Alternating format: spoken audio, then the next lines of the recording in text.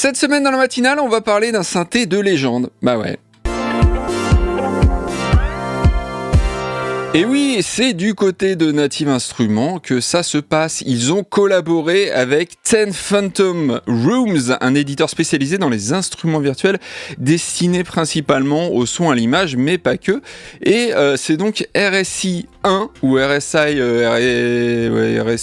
1 qui est annoncé. Voilà. Le premier d'une nouvelle série appelée la Rare Seed Instruments, et donc des instruments rares. Et en effet, au cœur de cet instrument virtuel est un synthé rare et cher, parce qu'il coûte déjà plusieurs dizaines de milliers d'euros. C'est le fameux 8 Voice de Schmidt, dont un test est disponible sur Audiofanzine depuis 2017, je le dis, voilà. Il a même été mis à jour, le test, pas le synthé, en 2021, mais peut-être le synthé aussi. Je sais pas, il faudrait que je lise les tests, que je le relise en tout cas. Je vous invite donc à le lire, vous aussi, car c'est un synthé vraiment exceptionnel, et donc le test est tout aussi exceptionnel, on peut le dire. Merci d'ailleurs Synthwalker pour le test.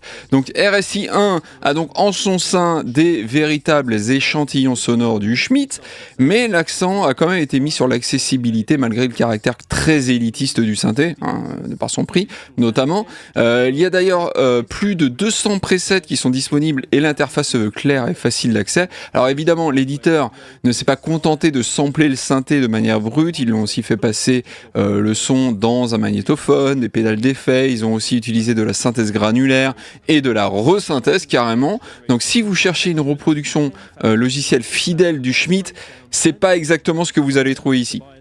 Native Instruments dit que l'instrument virtuel est idéal pour les compositeurs de musique de film et les réalisateurs artistiques, mais aussi les musiciens électroniques. Le tout fait 11 Go 5 et est vendu 99 € sur le site de Native Instruments. Je vous mets le lien en description, comme d'habitude. Profitez-en pour aller écouter les multiples exemples audio. Il y en a plein, c'est vraiment cool. Et puis on passe à la suite avant de parler d'un autre synthé virtuel qui fait son grand retour. Et c'est du côté de la guitare que nous nous dirigeons maintenant. Voilà, et plus particulièrement de la marque incontournable Fender, qui a annoncé un système sans fil pour guitare, comme il en existe tant, vous allez me dire, et c'est ce que j'ai pensé aussi au début, j'avoue, avant de me renseigner plus en détail sur le Telepass Wireless, puisque c'est son nom, et j'ai trouvé des choses intéressantes, notamment le Telepass transmet sur la bande de fréquence de 5,8 GHz, au lieu des 2,4 GHz habituels, ce qui, d'après le constructeur, permet de réduire fortement les risques d'interférence avec les autres dispositifs sans fil, ce qui est un bon argument quand même, on peut le dire. Ensuite, on nous dit que le Telepass s'adapte à tous les types d'instruments grâce à son connecteur articulé et qu'on peut passer du mode actif au mode passif afin d'être compatible avec tous les micros du marché. Voilà, même les grosses guitares métal avec des micros actifs, ça marche. Même les électroacoustiques, ça marche. Il y a aussi une simulation de câble qui permet de garder un son dit naturel d'après Fender. En fait, je pense que c'est sûrement juste un coupe-haut qui simule la perte des aigus des longs câbles de guitare. Mais plus intéressant, par contre, il est possible d'appairer plusieurs émetteurs à un récepteur, jusqu'à 4 a priori, d'après ce que j'ai compris, et donc de ne pas avoir à débrancher quoi que ce soit quand vous changez de guitare. Vous en mettez un sur chaque guitare, et hop, vous changez de l'un à l'autre comme ça. Sur scène, ça peut être assez utile. Fender nous promet 21 mètres de liberté, quand même, avec une latence de 4 millisecondes, ce qui me semble plutôt très bien.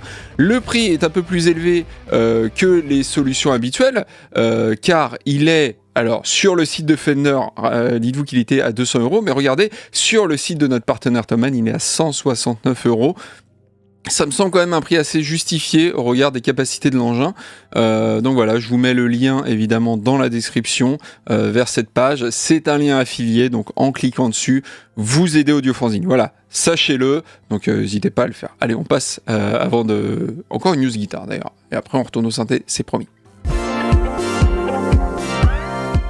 Et c'est du côté de Harley Benton qu'on se dirige désormais avec 2 nouvelles séries de guitares folk qui appartiennent à la série custom du fabricant, et ces guitares sont de forme grand auditorium. Voilà, c'est une forme de guitare, sachez-le, avec pan coupé ou pas, une finition naturelle ou noire, et des dos un dos et des éclisses en palissandre en massif ou palissandre contreplaqué. Voilà, vous avez toutes les différentes variantes. Les prix vont en fonction de ces options-là de 198 à 368 €.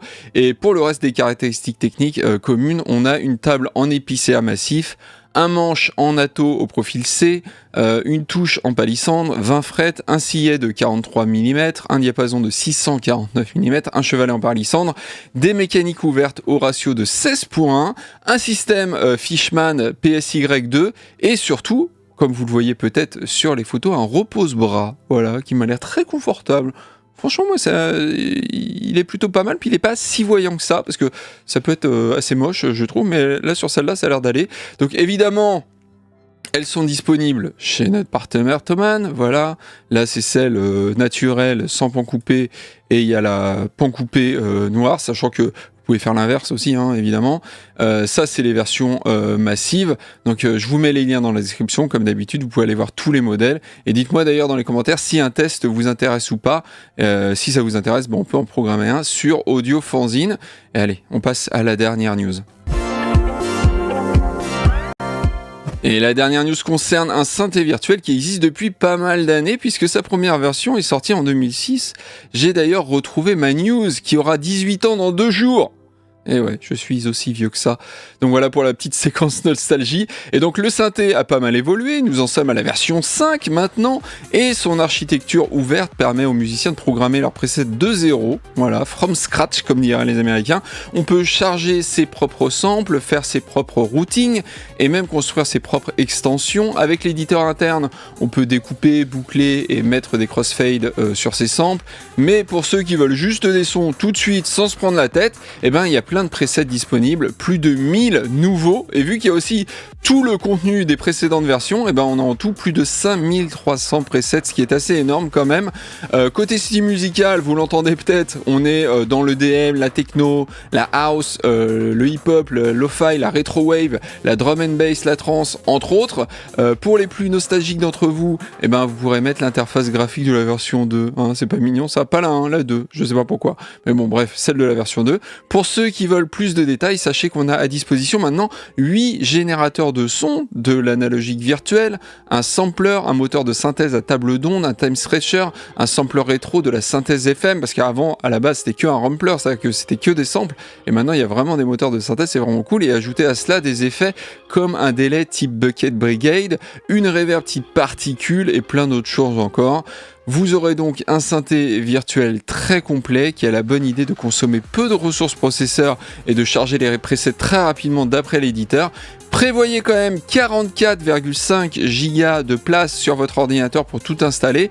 Et si vous voulez en plus télécharger toutes les extensions, parce que oui, en pas moins de 18 ans, il y en a eu des extensions, il vous faudra 273 Go, mais surtout 2000 €. Si vous voulez tout acheter d'un coup, c'est 2000 €. Oui, ça fait une somme.